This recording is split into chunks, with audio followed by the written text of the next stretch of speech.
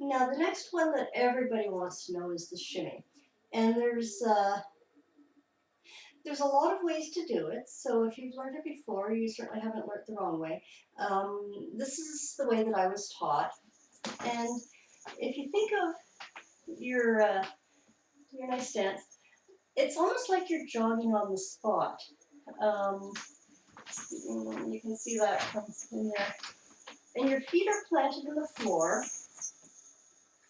and it's as if your feet are glued to the floor and your hips are um, the maximum point where the energy comes up your legs. You can hold on to your ribs to just make sure it doesn't go any further. And your knees are bent, and it's as if you're just walking. You're walking with your feet glued to the floor and your hips or your rib cage in a vice, and everything happens between your feet and your waist, and all the power is coming from your knees. So it's as if you're walking, and you walk a little faster, and then you start running.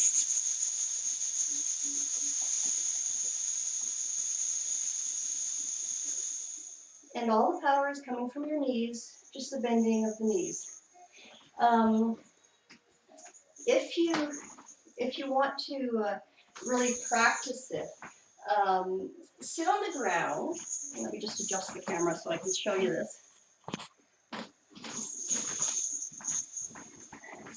Sit on the ground with your feet out in front of you, and just your hips are still, your feet are relatively still, and your knees are bouncing up and down.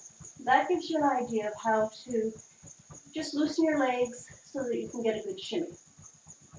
You can practice this as you're sitting watching TV.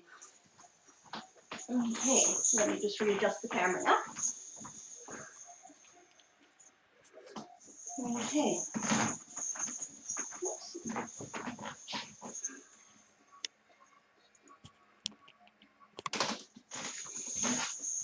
Okay, so this is the 3/4 shimmy.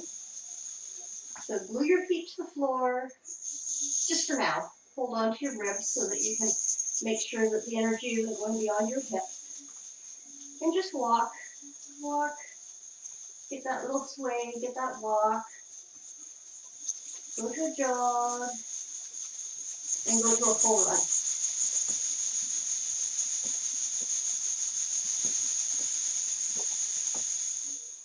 The smaller you make those vibrations,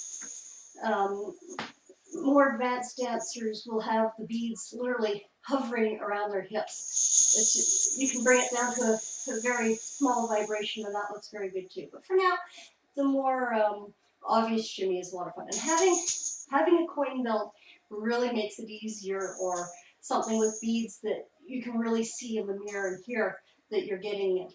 So you might want to invest or make yourself that. Even some Christmas bells on a rope around your hips make a great way of just studying to remember what you're doing. Often when you're doing this, you get tired, and that's when changing positions not only looks better, but it also gives your muscles a bit of break. Because every time you shift, your different muscles are being used in different ways. So you can figure 8 while you're shimmying. You can do a little circle while you're shimmying. You can just kind of twist your body while you're shimmying. You can take a step while you're shimmying. All these actually make a shimmy easier. But when you're starting, do the glued to the floor thing until you really get some confidence with it. Another type of shimmy is a 2/3 shimmy, and it's a very spectacular traveling move. And the way it was explained to me is you bring your hip down, and then down, then out. Bring it back. Then the other one up, down, out, back, up, down, out, up, down, out, up, down, out, up, down, out, down, out. And when you're going very fast, you can let go.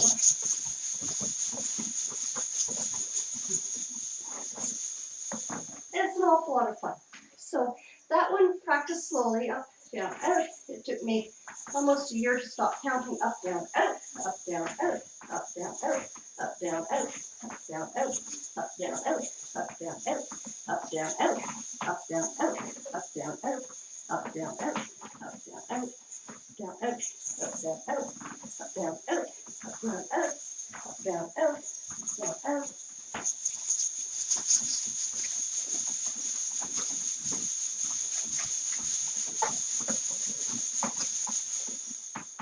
Okay, so now you have a shimmy. That's an awful lot of new moves to work.